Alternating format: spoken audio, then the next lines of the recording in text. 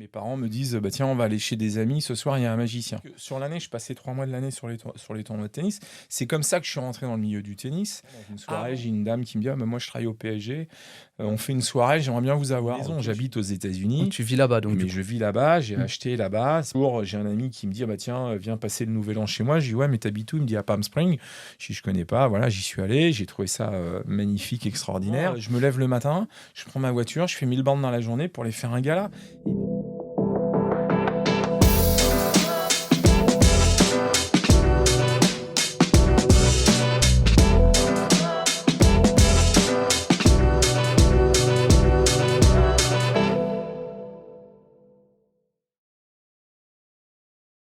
Bonjour Larsen, Salut. comment ça va? Ouais, je suis en pleine forme. Ouais, ok. En plein rush, comme En d'hab? plein rush, oui, comme d'hab, ouais, ça Ouais. fait juste 30 ans que ça dure. Ouais, t'es habitué? Ouais. Ok, top. Bah écoute, je suis ravi de te recevoir sur le premier podcast d'Event Success Pro. Est-ce que tu pourrais, pour les gens qui ne te connaissent pas, te présenter, nous parler un petit peu de toi, qui tu es, ce que tu fais dans la vie? C'est toujours délicat de se présenter. Larsen, magicien, depuis 36 ans maintenant. Voilà, donc magicien depuis 36 ans. D'accord, ouais, donc top. Magicien à temps plein depuis 36 ans. Ouais, à temps plein, bah oui, ça fait 30. Alors, ça fait pas 36 ans que c'est à temps plein, mais ça fait 28, 29 ans que c'est en moyenne entre 4 et 5 jours par semaine, ouais, minimum, ouais. D'accord. Mm. Ouais, donc gros planning, gros agenda. Ouais, gros planning, gros agenda depuis toujours, mais ça s'est fait naturellement sans. Moi, je démarche absolument pas. J'ai ma femme qui s'occupe de mes affaires, mais j'envoie pas de mail, j'envoie pas de plaquettes. Je suis sur Instagram. J'y mets des choses que depuis très peu de temps. Mon site internet, je sais même pas ce qu'il y a dessus. Donc, Ouais. non, non, mais après, ça s'est fait naturellement avec les années. Et puis, c'est vrai que moi, quand j'ai commencé, c'était la fin d'une génération Mhm. et le début d'une nouvelle, mais on n'était pas aussi nombreux que maintenant. Donc, forcément, les jeunes aujourd'hui, maintenant, ils ont peut-être plus besoin de communiquer. Nous, c'est vrai que ça fait. Je dis nous parce on est encore il y a quelques exemples dans ce métier qui font que voilà, quand on a commencé, on avait moins de monde, donc forcément on s'est acquis une clientèle et une notoriété voilà, depuis toutes ces années. OK, top. Et est-ce que tu as, je sais pas, tu as eu une carrière avant la magie? Tu as eu un background ou tu as commencé Non, par non, non, moi magicien? j'ai commencé à l'âge, pardon, excuse-moi, à l'âge de 16 ans, je faisais mes études. Je jouais beaucoup au tennis parce que depuis l'âge de 5 ans, je jouais au tennis. Donc D'accord. forcément, je passais mes week-ends à jouer au tennis et à faire des tournois et ainsi de suite. Et puis un soir, j'habitais La Rochelle et mes parents me disent, bah tiens, on va aller chez des amis, ce soir il y a un magicien. Et puis j'avais 16 ans, donc je suis arrivé, j'ai vu le mec faire des tours de magie, et je lui ai dit, ah c'est génial, j'adore, tu peux m'apprendre un tour. Il m'a dit, écoute, si tu veux, demain matin, tu m'offres le petit déjeuner sur le port de La Rochelle, dans un café, je t'apprendrai ton premier tour. Et c'est parti comme ça, et puis bah, quand tu as 16 ans et que tu commences à faire un tour de magie, et que tu fais rêver tes potes à l'école quand tu rentres le lundi matin à l'école, bah forcément tu as envie de continuer, et puis après, bah, tu te débrouilles à essayer de trouver. Alors ce monsieur, après, il est resté pendant 2 mois à La Rochelle, il est parti. À la suite de ça, j'ai essayé de retrouver un autre magicien professionnel, ou en tout cas quelqu'un qui en faisait depuis un certain nombre d'années, qui a eu la gentillesse de m'apprendre de m'apprendre la magie. Et puis après, bah, c'est le boulot, tu sais ce que c'est, Mm. on s'entraîne, on bosse. Et puis après, t'en fais ça à l'école, chez les potes. Et puis un jour, le père de mon meilleur ami avait un restaurant à La Rochelle et me dit, bah tiens, ce week-end, tu vas venir. J'ai un groupe et j'ai plusieurs groupes. Et pour les faire patienter entre les plats, j'aimerais bien que tu viennes. Puis c'est parti comme ça, et puis voilà. Puis ça fait D'accord. 52, depuis l'âge de 18-19 ans, j'en vis, quoi. Moi, D'accord. oui, j'en vis. OK, top.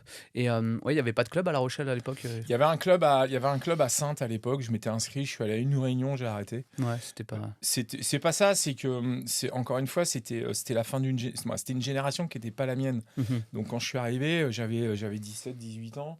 Il y avait que des gens qui ont mon âge aujourd'hui, mais que je Ouais, trouvais qui étaient âgés. t'es vieux pour toi, ouais. Et voilà, et puis qui avait une magie qui n'était pas la mienne. Ouais. Mais encore une fois, elle se respecte.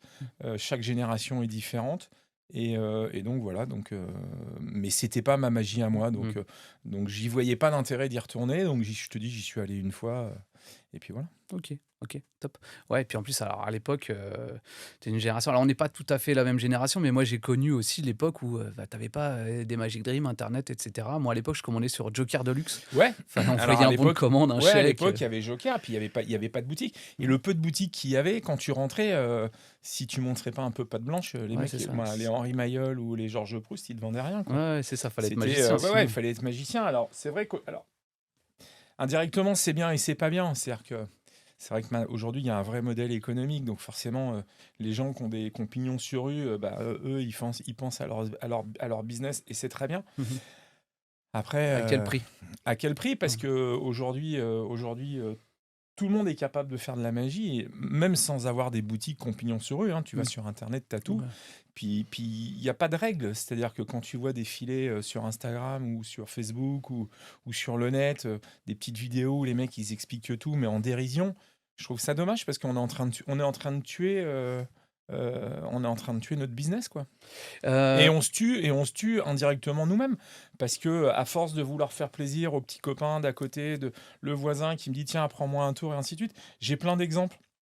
Le problème, c'est qu'après, tous ces jeunes, j'ai rien contre les jeunes, encore une fois, hein, il mmh, faut faire mmh. évoluer le métier, hein. C'est juste qu'avant, il y avait des règles et c'est ce qui faisait vivre notre métier. Aujourd'hui, il y a plus de règles Mmh. et malheureusement, moi, j'ai ma carrière, elle est pas finie, mais Mmh. voilà, j'en ai fait le plus gros. Je pense que ça va être beaucoup plus difficile pour les Pour les jeunes jeunes qui aujourd'hui, arrivent. ouais. Ouais, Bah, ouais ouais. et alors ça, moi, quand je le disais il y a 15 ans, je passais un peu pour un vieux con déjà, mais j'ai toujours été très protectionniste avec la magie. Jamais voulu trop dévoiler, faire Ouais. j'étais pas trop d'accord avec le dépinage et cetera et je leur disais: «Mais vous savez, si tout le monde a accès à tout comme ça, que ça soit même les boutiques, hein, de magie, j'ai jamais été, très très d'accord, mais bon, c'est leur business. Mais si tout le monde a accès à la magie, ben, on va devenir comme les musiciens qui aujourd'hui travaillent au chapeau et hein, c'est très, très Ouais. compliqué de vivre de la musique parce Ouais, que et tout le puis monde a accès à ça et aujourd'hui, tout le monde a accès à la magie assez facilement et on le ouais, voit. et puis, moi, je me souviens quand j'allais au club de magie, que je voyais les anciens ouvrir leurs mallettes, parce qu'à l'époque, ils avaient des mallettes, des attachés-caisses, ils ouvraient, Mmh. et dès qu'on commençait à regarder, ils cachaient tout. Je dis: «Ah, c'est quoi ces vieux cons qui veulent rien nous montrer?» Mmh. Mais au final, c'est eux qui avaient raison. Ouais, ouais, Mmh. Ouais, ils avaient une culture du secret qu'on n'a ouais. plus aujourd'hui et c'est vrai que, bah, c'est pour ça qu'aujourd'hui, on voit les magiciens pousser comme des champignons. Ils connaissent 3 Ouais, tours et puis, automatiques. après, le problème, c'est qu'aujourd'hui, la problématique qu'il y a aujourd'hui, c'est que, encore une fois, c'est normal que c'est pas un cercle privé, et puis, faut qu'elle s'ouvre, la magie, ça, c'est une chose. Mais les jeunes aujourd'hui ont peut-être moins de respect, c'est-à-dire que dès qu'ils voient quelqu'un qui marche, il faut forcément qu'ils fassent la même chose que lui, parce que Mmh. sinon, Ouais. voilà, ils n'ont pas de personnalité. Il suffit que demain, tu mettes une casquette de travers, tout le monde va mettre des casquettes de travers parce que ça marche. Moi, il y a plein d'exemples comme ça. Regarde, tu prends Gus qui a été un des tout premiers à mettre si mes souvenirs sont bons, des bretelles et un nœud papillon. Mmh. Ah, tu vas sur des prestats, tu vois Ils plein de sont mecs avec tous des ouais, bretelles, avec des nœuds ouais, papillons. ouais, c'est Après, vrai. j'ai rien contre ça, mais il faut essayer de trouver. Moi, j'ai le souvenir un jour de quelqu'un qui m'avait remplacé sur un événement parce que je pouvais pas être là, et qui était quelqu'un qui était pas du milieu de la magie et qui s'était mis à la magie à force de voir, parce que c'était le technicien d'un humoriste avec qui je bossais très souvent. Il s'est mis à faire de la magie et très bien, et tant mieux pour lui d'ailleurs. Et un jour, il va dans un lieu où j'allais très souvent et il va voir la directrice de ce lieu et il dit: «Ah, mais vous savez, je vais faire mon spectacle tout à l'heure, j'espère que vous allez venir me voir» et ainsi de suite. Donc la dame lui dit: «Bah oui, bien sûr, je vais regarder ce que vous faites». Et puis à la fin, il va la voir, il dit: «Alors, vous avez trouvé ça comment?» Il dit: «Bah, la prochaine fois, je prendrai l'original au lieu de prendre la copie, quoi». Ouais, Donc, mais ouais. ça, c'est le problème aujourd'hui, c'est que les jeunes ont du mal à trouver leur personnalité. Et moi, c'est ce qui est essentiel dans ce métier, c'est d'abord les tours, on fait tous les mêmes tours. Ouais. Il y a pas de secret, on achète dès qu'il y a un truc qui sort et qui marche, on a tous envie de le faire. Après, ça nous correspond ou ça nous correspond pas, mais on fait tous les mêmes tours. Tu peux appeler Éric Antoine, Gus, Victor Vincent, Antonio, Larsen, qui tu veux, n'importe qui sur Mmh. la place de Paris aujourd'hui, et même tous les autres magiciens qui n'ont pas forcément entre guillemets, pas de notoriété, mais qui ont de visibilité, Mmh. on fait tous les mêmes tours. Bah, oui. Je vais te prendre l'exemple de l'ardoise l'ardoise comment il s'appelle? Enfin, peu Ouais, importe. je vois très bien, ouais. Mmh. Voilà, tout le monde s'est mis à faire l'ardoise. Ouais, Mais ouais. c'est normal, ça fonctionne, ça marche. Donc, une fois que tu as les tours et qu'on a tous les mêmes tours, c'est son univers qu'il faut trouver. C'est sa personnalité, c'est son style, c'est sa façon de travailler, et ainsi de suite. C'est là que tu vas faire la différence avec les autres. C'est pas sur les tours. Les tours, on fait tous la même chose. Bah, ouais, c'est ça et puis arriver à faire des classiques, prendre des c'est pareil aussi, les jeunes ont pas forcément les classiques et les codes parce qu'ils ont appris sur TikTok et ils connaissent pas, voilà et moi j'ai vu beaucoup de gens, On va pas par se faire exemple d'amis aujourd'hui, hein. non, c'est pas grave. J'ai vu beaucoup de gens aussi, heu, faire la carte au couteau.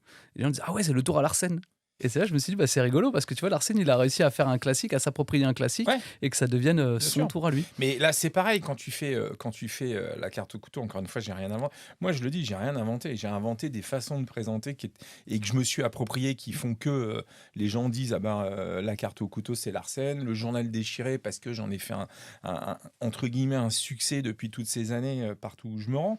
Mais, il y a plein de gens qui font la carte au couteau et qui font le tour du journal mais qui le présentent peut-être pas de la même façon, qui font que mais la carte au couteau, c'est pareil, quand tu vois le nombre de mecs que je vois Ils qui font la même reprennent, mais chose, qui à reprennent mot mot près. pour mot. Ouais. Alors après, ok, je suis content d'être copié. Mmh.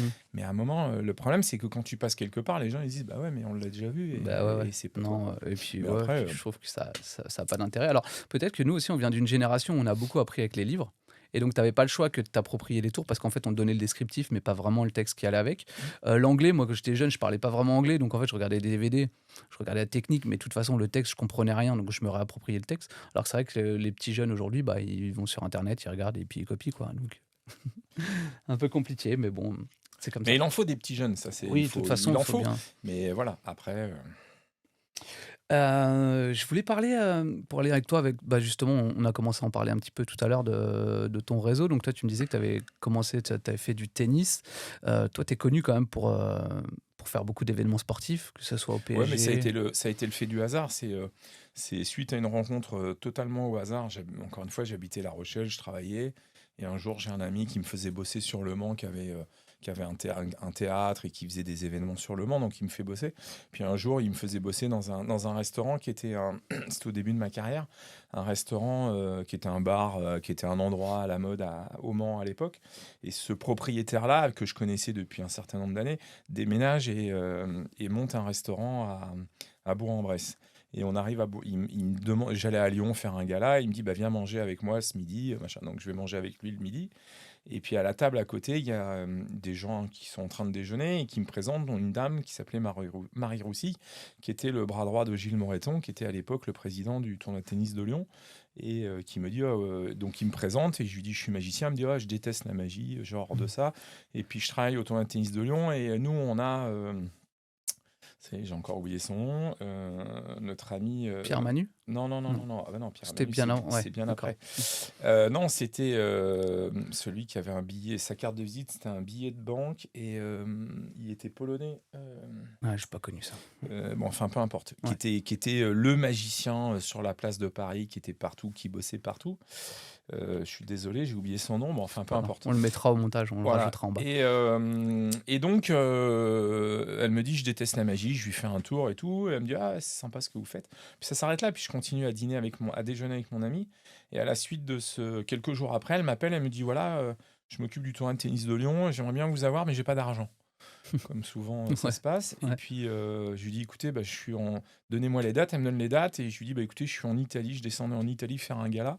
Et je lui dis, bah, si vous voulez, je m'arrête, vous êtes sur mon chemin, je m'arrête la veille. Et puis si vous voulez, je vous fais une démo. Et voilà. Et je fais une démo au tournoi de tennis de Lyon. Et le Gilles Moreton, donc, qui était le président le patron du tournoi, vient me voir et me dit, écoute, l'année prochaine, je te veux pas un soir, mais je te veux toute la semaine. Et c'est parti comme ça. Et comme en plus. Tous les directeurs de tournois sont tous des anciens joueurs Mmh. qui viennent tous sur les tournois, qui se connaissent tous. Donc forcément, quand j'étais à Lyon, après c'est Marseille qui m'a demandé, après ça a été Montpellier, après ça a été Metz, après ça a été Bercy, après ça a été Roland Garros, après ça a été Coubertin. Donc ce qui fait que sur l'année, je passais 3 mois de l'année sur sur les tournois de tennis. C'est comme ça que je suis rentré dans le milieu du tennis. Avant, par le fait du hasard, du fait de connaissance, un jour j'ai quelqu'un du PSG qui me dit bah on aimerait bien, mais je te parle de ça, ça fait 29 ans que je suis au PSG. Ouais, Donc c'était il y a 30 ans, tu vois, il y a ouais. 30 ans dans une soirée, j'ai une dame qui me dit ah, mais moi je travaille au PSG, on fait une soirée, j'aimerais bien vous avoir. OK, je fais une soirée. Ça fait 29 ans que j'y suis, mais c'est les aléas de la vie qu'on fait que et après, le fait que j'y sois depuis 29 ans, c'est pas moi qui décide, hein, c'est Ouais. les gens du PSG, hein. Ouais, ouais. Donc les gens du PSG, ils ont essayé une fois, parce que à un moment, je leur ai dit, quand je suis pas là, si vous voulez, je vous mets du monde, je connais du monde, je vous fais rencontrer du monde, parce qu'à un moment, je peux comprendre aussi que les clients aient envie de changer, Ouais. de voir d'autres têtes. Et puis un soir, je pouvais pas y aller. Ils ont essayé, ils ont fait appel à une agence. Ils ont fait venir 2 mecs, ils sont restés 5 minutes. Ouais. C'est-à-dire que le patron à l'époque, je parle de ça, c'était il y a une quinzaine d'années, leur dit, parce que les mecs, pas forcément, ils voulaient faire les beaux et voilà.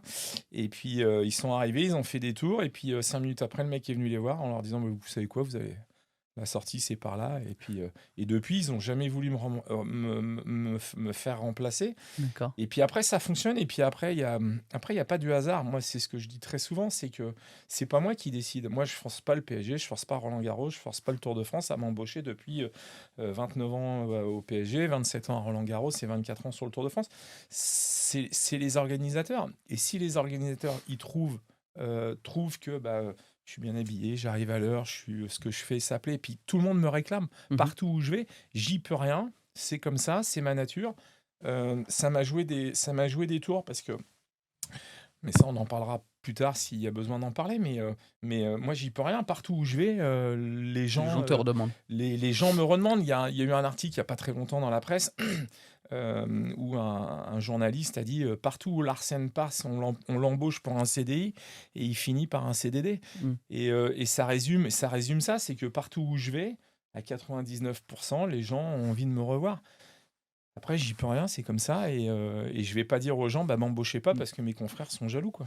Non, et puis c'est top, Ouais, c'est-à-dire que tu fais le travail et que les gens sont ouais, contents ouais, de ouais, toi. ouais. Donc, Mais encore une fois, voilà, le Tour de France pendant 2 ans, ça a été mis un peu en stand-by. Ils sont revenus me voir en courant en disant, mais non, mais il faut absolument que tu reviennes. mm. Donc voilà, donc après, ouais, c'est pour ça que j'ai que cette longévité dans le milieu du sport. Et puis après, bah forcément, quand tu es dans le milieu du sport, tu rencontres forcément des gens d'autres sports et ainsi de suite. Donc, Ouais. et puis après, bah voilà. Et puis tu rencontres des belles personnes, des gens du showbiz, des gens un peu de Ouais, mais ça, partout. après, Mm. alors après, on me le reproche très souvent, tu vois. Je fais un spectacle en ce moment, on me dit, ah bah ouais, mais il fait venir ses potes du showbiz, il fait de la pub. Bah, Qu'est-ce que tu veux que. Demain, tu as n'importe quel magicien qui peut avoir Taylor Swift dans son spectacle pour faire un numéro, bah oui. qui va Pourquoi, refuser? pourquoi je dirais non? Donc, Ouais. moi, quand j'ai la chance d'avoir des gens comme Philippe Lachaud, comme Gilles Boulot, comme Jean Mm. Dujardin, qui sont c'est pas des gens qui sont en fin de carrière. Mm. C'est ce qui se fait de mieux aujourd'hui sur la place de Paris. Quand je demande à Philippe Lachaud ou à Jean ou à Gilles Boulot s'ils veulent éventuellement me donner un coup de main, ils me disent oui tout de suite, et que les gens, ils ont certainement autre chose à faire que de s'occuper de moi. Mhm. Bah voilà, donc je les fais participer. Pourquoi je parle de Lacoste dans le spectacle? Parce que Lacoste, ça fait quand même 27 ans que je travaille avec eux. C'est une très belle maison, c'est une maison voilà, où il y a des vraies valeurs. Et moi, en plus, je suis sous contrat avec eux. Donc, c'est la moindre des choses de rendre à César ce qui est à César. Moi, demain, moi, je sais pas, moi, n'importe quel magicien demain a un contrat ou pas, mais qui a un client qui est là depuis toujours et qu'à un moment, il a l'opportunité de faire un spectacle et éventuellement de faire un petit clin d'œil et de remercier ces gens-là parce qu'ils sont là depuis 27 ans à t'accompagner, ils le font.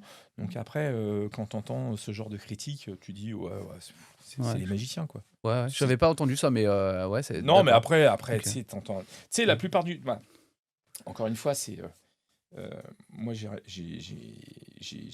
plus de 30 ans de carrière et j'ai rien. Moi, je pense. Alors, autant je suis quelqu'un d'extrêmement timide et qui aime pas me mettre en avant et qui aime pas. Mais depuis que je fais de la scène à Paris, moi, quand je dis de la scène au vu du grand public, Mhm. encore une fois, si je fais 250 événements par an depuis plus de 25 ans et que je suis présent sur tous ces événements, c'est qu'il n'y a pas de hasard. Ouais. Donc j'ai plus envie de maintenant de me justifier. Autant avant, j'étais quelqu'un de timide et que je prenais de la réserve parce que je me disais, ah, pourquoi moi, et machin et tout. Qu'aujourd'hui, je m'en fous. Et en plus, quand tu lis le peu de critiques qu'il y a eu, parce que c'est les gens qui décident. Nous, Ouais. on a un gros problème dans ce métier de magicien, c'est qu'on est tous persuadés d'avoir des pouvoirs et que le pouvoir, ça se partage pas. Et pourquoi la magie, elle évolue pas quand je dis elle évolue pas, c'est que tout le monde se tire la couverture à soi. Et c'est pas les magiciens qui décident, c'est le public qui décide. J'ai lu quelques critiques quand j'ai fait la Gaîté Montparnasse au mois de mai, au mois de juin. Mais c'est de l'écriture de magicien. Quand le mec il te dit il vient du close-up, qu'est-ce qu'il vient faire sur scène? Tu dis si c'est pas un magicien qui a écrit ça, tu dis c'est Ouais, c'est c'est pas sûr. quelqu'un de lambda. Mhm. Donc après, et puis encore une fois, moi j'ai eu mes producteurs encore ce matin au téléphone. On a joué pendant 10 jours à la Gaîté Montparnasse. Oui, à la Gaîté Montparnasse. Sur les 2 week-ends qui sont les 2 week-ends, où il y avait 4 jours de pont, sans visibilité. Je dis de visibilité, c'est de reconnaissance au niveau des médias, sans télé, sans rien et ainsi de suite. Oui, j'étais présent dans le métro, il y avait Ouais. un peu de machin, mais de vraie visibilité établie depuis un certain nombre de temps à la télé où les gens peuvent te voir. On a fait 2 500 entrées sur 10 jours, ce qui fait une moyenne de 250 entrées par soir. Bah, voilà, si maintenant il y en a qui veulent aller essayer de se mettre à la scène, qu'ils y aillent avec grand plaisir. Bah, ouais, ouais. Non, Mais, c'est sûr. après, encore une fois, mais je pense que tu le sais, on fait le même métier. C'est un métier où il y a tellement de jalousie. En fait, les gens Les gens reportent leur s'entendent pas. médiocrité sur les autres, en fait, plutôt que se dire: «Bah, ah bah, c'est peut-être de ma faute si je bosse pas», ils préfèrent dire: «Bah, c'est de la faute du Mais oui, voisin parce mais qu'il bosse oui, trop». mais oui. Mmh. Ouais. Tu sais, à un moment, les mecs, ils te disent, ouais, t'as de la chance, tu bosses. Mais non, c'est pas que j'ai de la chance, c'est qu'à un moment, je me lève le matin, je prends ma voiture, je fais 1000 bandes dans la journée pour aller faire un gala. Et puis quand j'arrive, je suis à l'heure. Quand j'arrive, je fais pas chier tout le monde à vouloir manger, boire des coups. Et puis quand j'arrive, je suis bien habillé. Ouais. Tu sais, ce qu'il faut pas oublier, c'est que les gens qui nous embauchent, c'est des chefs d'entreprise qui nous invitent à 99% pour faire plaisir à leurs clients. Et un client, c'est sacré, un client. Bah, ouais. Et tu peux avoir un agriculteur comme un LVMH, ça reste un client. Mmh. Donc la moindre des choses, c'est que quand tu vas quelque part, bah, tu dois être à la hauteur de ce que ton client attend. C'est-à-dire d'arriver, d'être propre, d'être à l'heure, d'être poli, d'être... Voilà. Après, s'il y en a qui font pas le job, bah, qui s'étonnent pas parce qu'ils bossent pas. Et bah, c'est justement, en fait, moi, le podcast est né de ça parce que, l'idée, c'est de se dire: «Mais il y a des mecs qui galèrent à faire leurs 43 cachets et on a un Larsen qui fait 250 dates par an». Qu'est-ce qu'il y a bien quelque chose qui fait la différence? Comment ça se fait que, voilà. Ouais, mais c'est ce que je viens de te dire. Voilà. T'as des gens qui veulent se lever le matin, t'as des gens qui veulent pas se lever le matin. Il y a des gens. Alors, je peux comprendre que c'est compliqué, mais nous, quand on est arrivé, il y avait personne. Mmh. Donc, c'était plus facile de faire du business. Aujourd'hui, on est tellement nombreux, bah forcément, les mecs, ils rament plus à se créer une clientèle et ainsi de suite. Mais après, il n'y a pas que ça. Il y a un moment, il faut se lever le matin, il faut savoir. Alors, je sais que c'est pas facile, mais il faut y aller par étapes. Tu as des mecs ça fait 3 mois qu'ils font de la magie, ils veulent faire du Larsen. Tu peux pas faire du Larsen. Moi, ça fait 30 ans que je suis sur le terrain, plus de 30 ans que je suis sur le terrain. Bah voilà, si j'avais su faire ça il y a 30 ans, j'aurais pas le même discours aujourd'hui. Donc, Ouais. faut y aller au fur et à mesure, mais en même temps, faut se lever le matin, faut être poli, il faut arriver à l'heure, il faut arriver rasé et pas habillé comme un clown. Et voilà, il n'y a pas de secret. Et être L'événementiel, corporate. c'est ça. Après, encore une fois, moi je vois aujourd'hui la nouvelle génération, les mecs, ils arrivent. Alors je peux comprendre qu'il faut. Mais il n'y a pas de secret. Si un LVMH dans une soirée invite des gens qui sont là pour acheter des montres, des colliers, des sacs à des milliers d'euros, et que les mecs ils arrivent, ils sont en jean, avec des baskets qui ressemblent à rien, et une chemise qui est pas repassée, bah ouais, bah à Forcément. un moment. Et d'ailleurs, Et je veux pas. Mais encore une fois, tu as des gens qui arrivent comme ça et avec qui ça fonctionne. Mais il faut pas oublier qu'on est dans l'événementiel. Et c'est ça l'événementiel, c'est qu'on est chez des clients. client. On n'est pas à la fête à la saucisse. Tu vois. On est dans le corporate et c'est ça que On les est dans le gens corps. ont du mal Exactement. à intégrer, c'est que souvent ils n'ont pas les codes et ils se prennent un peu trop pour des artistes. Nous, on a eu des cas, hein, des fois, avec un ami, il avait organisé un gros événement, il avait besoin de 20 magiciens. Il fait venir 20 magiciens et forcément, bon, bah, il a fait venir son réseau et puis bah, il y en avait 2, 3 qui Ouais. connaissaient plus ou moins, qui étaient un peu local. Le mec arrive avec la casquette et la cliente dit: «Ah non, non, on ne veut pas de casquette». Il dit: «Oui, mais moi, c'est mon identité visuelle, Ouais. etc.» Et on lui dit: «Mais en fait, t'es pas là pour être un artiste, t'es là pour faire du corpo Ouais. et t'es là pour Bah, faire ce qu'on dit, donc tu te mets il fait dans les...» 30 dates par an. Voilà, c'est ça, Ouais. c'est ça. Donc bah, c'était ma Mais ça première. veut pas dire qu'il faut être toujours en costume, cravate, bien habillé, ciré, machin et tout ça. C'est juste qu'il y a des codes, il y a des règles. Si t'as pas ça, bah voilà. Puis encore une fois, il n'y a pas de secret. À un moment, il faut qu'on arrête de se justifier, de se dire ah ouais, mais t'as de la chance. Non, non, on n'a pas de la chance. T'as Voilà, travaillé pour. on a travaillé pour ça. Après, moi, je force pas les gens à m'embaucher, je force pas les gens à rien. C'est le public qui décide. C'est pas les magiciens et c'est pas un certain milieu qui décide, qui dit ah bah ouais, mais lui il fait. Non, non, c'est le public qui décide. C'est le public qui achète les places. Les magiciens, quand ils veulent venir te voir, ils sont toujours en train de gratter, en train de te dire tiens, file-moi une place pour venir voir. Attends, à un moment. Si t'as pas 20 balles pour mettre une place. Non, non, mais c'est ça, tu vois. Moi, quand j'ai joué à Paris à la gaieté, t'entends des gens qui sont les premiers à te mettre des coups de couteau dans le dos et qui viennent te voir en train de te faire la pleureuse, en train de te dire tiens, tu peux m'avoir des invitations. Et le pire, c'est qu'ils passent pas par moi, ils passent par d'autres gens qui travaillent avec moi. Et je trouve ça mais lamentable. Ouais. Donc, et tu sais que ces mecs-là, ils gagnent énormément d'argent et parce qu'ils bossent beaucoup. Et tu dis non, mais c'est quoi, on est Et, où là? et puis en plus, ils viennent pas forcément avec bienveillance, ils viennent juste peut-être pour Mais soit non, mais en dépouiller, plus, soit ils critiquer. viennent pour. De toute façon, que tu fasses bien ou que tu fasses pas bien, les gens viennent pour te critiquer. Mhm. Moi, je parle de ce métier, hein. Ouais. Moi, j'ai été voir plein de magiciens aux États-Unis ou en France. Il y a des choses, et je vais te donner un exemple qui est très simple. Je suis allé voir, bien avant que je sache que j'allais faire de la scène à Paris, je suis allé voir Léo Brière. Ouais. Je suis allé voir son spectacle. Moi, j'ai trouvé l'univers top. Moi, quand je dis l'univers, j'ai trouvé la scénographie top. J'ai trouvé le spectacle très bien. C'est pas mon univers, mais c'est pas parce que c'est pas mon univers que je dois. Et je suis t'apprécies pas. sorti de scène. Je le connaissais pas, hein, je Mm. l'avais jamais rencontré. Je lui ai envoyé un texto en lui disant ce que tu fais, c'est très bien. C'est pas mon univers, c'est pas mon identité, mais ce qu'il fait est très bien. Et le problème aujourd'hui, c'est que n'importe quel magicien va y voir. À partir du moment où c'est pas son univers, il va dire ah c'est naze, c'est nul, il a copié, il a ceci, il a cela. Moi, quand j'ai vu, encore une fois, je reviens sur la gaieté, mais quand tu vois que tu as un mec qui dit dans un des trucs, il fait tel tour et un certain Antonio le faisait, ce qu'il a oublié de dire, c'est que ou qui disait que je faisais un tour qu'Antonio avait fait à la télé, sauf qu'il avait le mec il est peut-être trop jeune, Mhm. mais ça faisait déjà 20 ans que j'avais déjà fait moi à la télé, donc Ouais. il avait pas après voilà, mais c'est comme ça. Eh ben, pour en revenir justement on parlait tout à l'heure de ton réseau, donc le fait que Mmh. tu fasses beaucoup de dates et que tu travailles vraiment que au bouche à oreille. Il y a pas de marketing, il n'y a pas de site de référencement, de Non, Google, rien. etc. C'est vraiment que du réseau. Est-ce que toi, tu entretiens ce réseau ou vraiment ça se fait naturel Non, non, ou... c'est encore une fois, c'est le nombre de gens qui me disent t'es même pas référencé sur sur Google? Internet, sur Google. Mon site, il a été créé il y a 6 ou 7 ans, j'ai jamais rien changé depuis.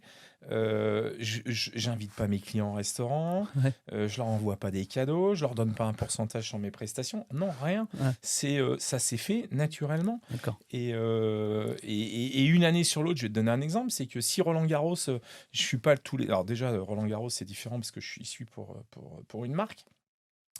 Mais par exemple, le Tour de France, je suis pas là tous les ans en train de leur dire est-ce que vous avez besoin de moi cette année? Non, ça se fait naturellement. D'accord. C'est eux qui me disent d'une année sur l'autre, bah, tu sais, l'année prochaine, tu peux déjà bloquer tes dates, machin. Puis voilà, c'est une confiance qui s'est installée. Mais non, non, même mes clients, moi je suis en société aujourd'hui, je ne relance personne. Je pourrais très bien, éventuellement, un client que j'ai fait l'année dernière, lui envoyer un mail en disant bah, écoutez, est-ce que vous voulez que je revienne dans 2 ans? Est-ce que vous auriez besoin que je vous envoie des confrères ou d'autres gens qui. Rien, je ne démarche pas, j'envoie pas.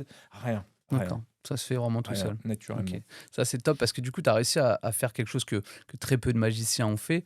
C'est que tu as fait du personal branding. Aujourd'hui, les gens, ils veulent Larsen, ils veulent pas un magicien. Quand ils t'appellent, Ouais, ils mais veulent parce Larsen. que. Mais alors, il y a autre chose aussi, c'est que moi, quand j'ai un client qui m'appelle et que je suis pas disponible, je lui dis pas, bah non, j'ai personne. Ou Mm. je lui dis non, bah bonsoir monsieur, à bientôt.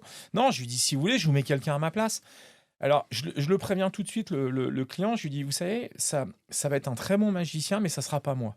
Et les gens, s'ils m'achètent, entre guillemets, ils me prennent pour une soirée, c'est moi qui veulent. C'est mon style, c'est mon univers, c'est ma façon de parler aux gens, c'est un ensemble. C'est pas que les tours, parce qu'il y a des gens qui sont 100 fois plus forts que moi, et j'ai aucun souci à le dire. C'est juste que c'est un ensemble, c'est une bulle, et je le dis, par contre, il me dit ouais mais ça va pas être vous. Non mais ça, c'est une évidence, ça sera pas moi. Mais les gens que je vais vous mettre, ça sera des gens qui seront à la hauteur, qui vont faire le job, qui seront bien habillés, qui arriveront à l'heure. Et voilà, mais au moins tu perds pas un client. Parce Mhm. que beaucoup de magiciens, il y a ça aussi, c'est que tu as beaucoup de magiciens, quand ils ont un appel d'un client, ils leur disent bah non, je suis pas disponible, ça s'arrête là. Bah, crée-toi un petit réseau de potes avec qui tu as envie de bosser. Et puis quand tu as un client ou sur lequel tu peux pas aller, même s'il veut du Larsen, bah, tu lui dis tiens, j'ai un pote, je vais t'envoyer un tel ou un tel. Et puis le job va être fait parce que je sais que les gens que je vais envoyer, c'est des gens qui vont faire le job. Et puis au moins, tu perds pas le client. Même si le mec, il te rappelle que 6 ans ou 10 ans après. Moi, j'ai plein de gens qui me rappellent et qui me disent: «Ah, on s'était vu il y a 10 ans ou il y a 5 ans ou il y a 6 ans, on en a un très bon souvenir». Mais tu laisses un souvenir à ton client. Ouais, ouais. Tu le laisses pas dans le vide. Mmh. Parce que si tu le laisses dans le vide, bah, forcément, il va aller ailleurs. Et puis, bah, peut-être que le mec chez qui il va aller ailleurs, bah, peut-être que ça va faire l'affaire et c'est lui qui va récupérer le client. Ouais. Donc voilà, mais c'est de la relation intelligente. C'est pas non plus harceler les gens. Faut surtout pas harceler les gens. Moi, je vois des fois, il y a des artistes, alors pas forcément que des magiciens, tu sais, qui mettent des cartes de visite sur. Non, Mmh. c'est le mec, s'il te veut, il t'appelle. Il t'appelle, Et s'il a envie il de aura ton t'avoir, il contact. trouvera la solution Ouais, pour ouais. ta. Si tu commences à poser tes cartes, à filer machin et tout, c'est le mec qui a envie de bosser et ça le fait pas, quoi. Ouais, ouais, non, non. Enfin, il faut attendre que c'est au client de te demander ta carte, c'est pas à toi de lui imposer. Et ouais, c'est une très bonne réflexion. C'est vrai que moi, pareil, pour les magiciens avec qui je travaille, bon, on n'a pas le même style. Ce que je veux, c'est juste qu'on ait le même état d'esprit, c'est-à-dire être là à l'heure, être corpo, avoir les codes. Après, la technique, bon, il y en a qui sont plus ou moins bons, plus ou moins meilleurs que d'autres, mais tant que déjà les mecs arrivent à l'heure, sont bien habillés, savent discuter avec les gens, savent Ouais, parler, et puis tu sais, c'est on les souvent, bases. moi qui ai un peu de recul avec tout ça, c'est que c'est souvent les tours les plus simples qui sont les plus efficaces. Bien sûr, bien sûr. Tu sais, Surtout, quand tu commences à raconter ton histoire, encore une fois, j'ai énormément de respect pour les gens qui bossent et qui passent des heures et j'ai eu ces années-là il y a très longtemps. Mais tu t'aperçois que quand tu vas sur une presta, tu fais toujours la même chose. Parce que mhm, quand on travaille en close-up, tu as 3, 4, 5 minutes pour intervenir en fonction si c'est un cocktail ou un dîner. Mais c'est ça, tu as 3, 4, 5 minutes à faire parce que on n'est pas forcément 4 ou 5. ouais, Souvent, tu es tout seul, tu as 200 personnes, tu essayes de faire un maximum de monde et ainsi de suite. Donc, il faut que tu sois percutant, efficace en un laps de temps qui est très réduit. court. Et on me disait toujours, ah, mais Larsen, il fait toujours la même chose. Bah ouais, mais tout ce que je fais, je le fais sur le bout des yeux, Mhm. sur le bout des doigts, les yeux fermés.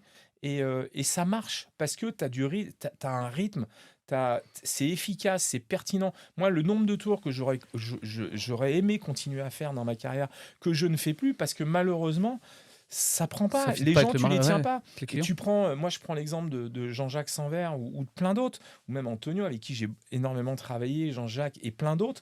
Qu'est-ce qu'on fait? On fait les tours qui nous correspondent, les tours qui marchent. Et quand tu vas sur une prestation sur une autre, on dit, ah bah, Michael Vadini, le magicien dont on parlait tout à l'heure. À Lyon? Non, alors il était pas, ouais, qui était à Lyon, mais qui était pas de Lyon, qui était de Paris, qui était Michael Vadini, qui était un des plus grands magiciens à l'époque, il y a qui a été un très très grand magicien, qui est toujours magicien d'ailleurs, mais qui était le magicien qu'on voyait partout avant qu'on voit Larsen. D'accord. Non, je rigole. Et oui, pour rebondir sur ce que tu Ouais. disais, moi j'ai beaucoup analysé un peu, me dire bah, pourquoi il y en a qui bossent, pourquoi il y en a qui bossent pas. Et c'est vrai qu'il y a un dénominateur commun que j'ai repéré chez tous les gens qui bossent beaucoup, c'est qu'ils ont un répertoire et ils cherchent pas à improviser ou quoi, ils font leur répertoire, ils le connaissent sur le bout des doigts. Et voilà. Et je vois beaucoup de magiciens qui arrivent et qui testent des tours en presta. Et en fait, t'es pas là pour tester des tours. À la limite, fais un petit resto, un bar. Mais quand tu es là, le client est embauché, t'es pas là pour tester des tours et voir si ça marche. Tu peux à la limite en tester un de temps en temps. Mais si tu veux que tes clients te rappellent et que ça soit quali, bah en fait, ouais, c'est comme ça que ça marche, quoi. D'ailleurs, ça viendrait pas à l'idée à quelqu'un sur scène, d'arriver sur scène, un magicien, je sais pas, demain tu vas à la Gaîté, ça m'étonnerait que tu arrives et que tu improvises des tours. Tu dis, tiens, je vais tester parce que oh, ça me fait chier de faire toujours pareil, je vais tester de nouveaux tours. Tu arrives avec un spectacle qui est écrit et tu joues toujours pareil. Et je pense que c'est le dénominateur commun qui fait que bah, il y a des mecs qui bossent beaucoup et d'autres qui bossent Mm. beaucoup moins, quoi. Bah, tu sais, à un moment, après, il faut plus se prendre la tête, hein. Je pense qu'il faut penser à soi. Mhm. Et puis après, les autres, c'est pas qu'il faut les laisser de côté, moi, je sais que voilà, il faut qu'on arrête de se poser des questions, de savoir pourquoi les uns et les autres bossent pas. Il faut s'occuper de soi. Et puis Savoir c'est. pourquoi toi tu bosses, ouais. Ouais, puis voilà. Et puis à un moment, il faut avancer, quoi. Si les autres, ils arrivent pas à avancer, voilà, ils ont Et- qu'à se poser la question. Moi, j'ai un pote qui habite dans le centre de la France, qui est un très bon magicien. Il me dit, ouais, j'ai pas de boulot, j'ai pas de boulot. Bah, j'ai dit, à un moment, pose-toi la question de savoir pourquoi t'as pas de boulot, quoi. bah ouais. Arrête de te poser, plutôt que de me dire que j'ai de la chance d'en avoir. Ouais. Donc, à un moment, c'est à eux de se poser la question de savoir. Et puis, Oui, puis géographiquement, tu vois, toi, t'es pas à Paris, mais tu bouges, quoi. Oui, oui, Tu oui. tu fais l'effort aussi Non, d'être mais venu. après, voilà. Et alors ça, c'est une question, ça, c'est plutôt une question, moi, que je me pose, parce que bon, 250 dates par an depuis 30 ans, Hmm. toi, tu un répertoire carré. T'en as pas marre à un moment donné? Non. Non, c'est vrai, Non, tu te lasses pas? mais non, parce que tous les soirs, c'est différent. D'accord. Tous les soirs, tu rencontres des gens différents de milieux. Alors, on est comme tout le monde. Quand on enchaînes des galas sur galas sur galas et que ça fait 3 mois que ça dure et que tu as la tête dans le guidon, il y a des moments où tu te dis, putain, j'en ai marre. Mmh. Ça, c'est normal, mais c'est humain. Mais toute personne qui travaille est comme ça. Puis tu as des jours où tu as un coup de blues parce que tu es fatigué. Après, tu as des soirées où tu arrives et puis tu tombes que sur des cons et ça arrive. Ça nous Ouais. est tous arrivé. Et que forcément, tu te dis, bah, qu'est-ce que je fais là et ainsi de suite. Mmh. Mais c'est ce qui fait la chance de notre métier. C'est que tu peux très bien être avec le président de la République à l'Élysée pour faire un dîner et que le lendemain, tu peux te retrouver au fin fond du Larzac avec des agriculteurs. Et moi, j'aime autant l'agriculteur que le président de la République. Mmh. Voilà, c'est ce qui fait la richesse de notre métier. Moi, si j'avais pas fait ce métier, j'aurais pas appris tout ce que je sais aujourd'hui, cette richesse intellectuelle, de rencontrer des gens de tous les milieux. J'ai travaillé pour des gens qui étaient, moi je prends souvent l'exemple, j'ai fait le salon des croque-morts, mais si j'avais pas fait le salon des croque-morts, j'aurais jamais su comment on embaumait un corps, comment on maquillait un corps, et ainsi de suite. Comme j'ai travaillé pour des gens du GIGN qui ont eu à plusieurs reprises la gentillesse de m'inviter dans leur centre et de voir ce que j'ai vu qui est fermé, qui est réservé à toute personne, que d'avoir rencontré des hommes politiques, d'avoir été invité à plusieurs reprises au journal de 20 heures, de voir les coulisses de ça. Mais autant avec un agriculteur qu'avec un boulanger, qu'avec un chirurgien esthétique ou peu importe. Mmh. Ouais, tu arrives à te nourrir vraiment Mais c'est des ça, rencontres. c'est ça notre richesse. Mmh. Si on vivait que de choses extraordinaires, mais elle serait triste la vie. Mmh. Donc non, c'est puis rester humble. Encore une fois, moi je le dis tous les soirs dans mon spectacle. Si je suis là aujourd'hui, c'est pas grâce aux magiciens, c'est grâce au public. Ouais, ouais. C'est le public qui décide. Il faut arrêter de se prendre pour des stars. Alors oui, je côtoie le milieu du showbiz, oui, je côtoie les personnalités et ainsi de suite, mais j'y suis pour rien. C'est mon parcours qui a fait que j'ai rencontré ces gens-là. Donc après, encore une fois, je l'ai dit il n'y a pas trop longtemps à un journaliste, on me dit, ouais, le magicien des... Je suis pas le magicien des stars. Ça s'est fait C'est les naturellement. gens Je qui ont les fait cette rencontre dans étiquette. des événements où ils sont présents, donc forcément, voilà. Après, c'est eux qui m'appellent. Moi, je leur dis pas, tiens, Jean Dujardin, c'était 50 ans, je veux venir à ton anniversaire. Non, c'est lui qui prend l'initiative de m'appeler et de me dire, j'aimerais que tu sois là à mon anniversaire. Philippe Lachaud, qui s'est marié fin septembre en Corse, c'est lui qui m'appelle. Pourtant, il est chez VTEP très régulièrement dans l'émission Ouais, ouais. et il envoie des magiciens. Et ça Ouais. fait des années qu'il envoie. Pourquoi il me demande à moi? J'y peux rien, mais je vais pas lui dire, ah bah non, m'embauche pas parce que tu bosses avec les mecs de VTEP. Mmh. Non, c'est comme ça s'est fait naturellement. Quand Tony Parker décide de se marier et qui me demande de faire son mariage avec Eva Longoria, c'est pareil. Et des comme ça, j'en ai à l'appel. Mais j'y peux rien. Donc, mais ça s'est fait, encore une fois, ça s'est fait naturellement. Ok. Et donc, du coup, toi, t'arrives à estimer à peu près le taux de corpo et de particuliers. Tu bosses autant pour les particuliers que Non, le particulier, c'est occasionnel. C'est le particulier, c'est en fonction des périodes de l'année. T'as un peu plus de particuliers entre mai et... Alors moi, juin, parce que juillet, je suis sur le Tour de France depuis 24 ans. Donc pour moi, juillet... je le compte pas et août, je prends un mois de vacances. Mais dès qu'il y a les beaux jours, forcément, tu as plus de Plus particuliers. Tu en as un peu plus aussi entre septembre et octobre. Et puis de temps en temps, tu as une petite soirée privée parce que c'est l'anniversaire de telle personne. Mais non, c'est que du corporate. Mmh, ok, d'accord. Et donc là, ouais, beaucoup de théâtre aussi maintenant. Ça, j'imagine que c'est quoi? C'est un choix personnel de dire un peu un achievement, de dire bon, ça fait 30 ans que je fais de l'événementiel, maintenant j'aimerais aussi avoir ma Non, place ça sur s'est scène. fait. Moi, toute personne qui fait une carrière artistique, à un moment, a toujours envie d'essayer de faire un peu plus. Moi, c'est pas que j'ai jamais été attiré, c'est que quand tu fais 200-250 événements par an depuis très longtemps, tu te poses pas la question. Tu dis ça tombe tout seul, je fais rien, je reste chez moi, le téléphone il sonne, on me dit il faut aller là, j'y vais et ça vient naturellement. Donc je m'étais pas dit j'ai un projet. Je m'étais dit tiens, si un jour j'ai l'opportunité, j'en ai eu plein, il y a eu des gens qui se sont intéressés à moi, mais qui étaient pas des gens qui étaient fiables professionnellement parlant, donc j'y suis jamais allé. Beaucoup de gens du métier du spectacle qui sont des artistes très reconnus me disaient mais il faut que tu y ailles, tu as un vrai univers et ainsi de suite. Je leur disais mais les gars, mais pas de souci, on y va ensemble, tu vois. Je vais pas te donner d'exemple, mais Patrick Boel me disait ah mais c'est super, machin, tout ça, il faut que tu y ailles. Je dis bah tu sais quoi, on se voit et puis tu me produis quoi. Je veux dire, t'as les moyens en plus. Donc, Ouais. Mais ça se faisait pas. Et puis je suis pas quelqu'un à aller taper aux portes. Je veux pas dire que je connais tout le monde, mais en tout cas tout le monde me connaît et je connais tout le monde. Sauf qu'à un moment, c'est pareil, j'avais discuté avec Jarry un jour à Roland Garros. Il se lève, il me dit ah mais ce que tu fais c'est génial. Comment ça se fait qu'on ne te voit pas? Mais je dis c'est quoi Jarry? Je dis si t'as envie, on y va, on fait des choses et ainsi de suite. Ça s'est pas fait. J'ai des numéros de plein de gens qui me disaient de les appeler, mais Je suis pas dans cette attitude-là d'aller, il faut que les gens viennent à moi. J'ai Ouais. du mal à aller taper aux portes et aller faire la pleurnicheuse. Donc voilà et puis j'ai toujours dit que si ça devait se faire, je voulais le faire avec des gens sérieux. Ouais. Je voulais pas me retrouver dans une salle avec 50 places, aller poser coller mes affiches et ainsi de suite. J'en ai pas besoin. Ouais. Professionnellement, j'en ai pas besoin et pour moi, c'est pas une fin en soi. C'était pas une fin en soi de me dire: «Ah, il faut que j'aille faire du théâtre». J'ai dit: «Si ça doit se faire, ça se fera naturellement». J'ai fait des émissions de télé à une époque, j'ai fait des Drucker, des Sébastien et ainsi de suite.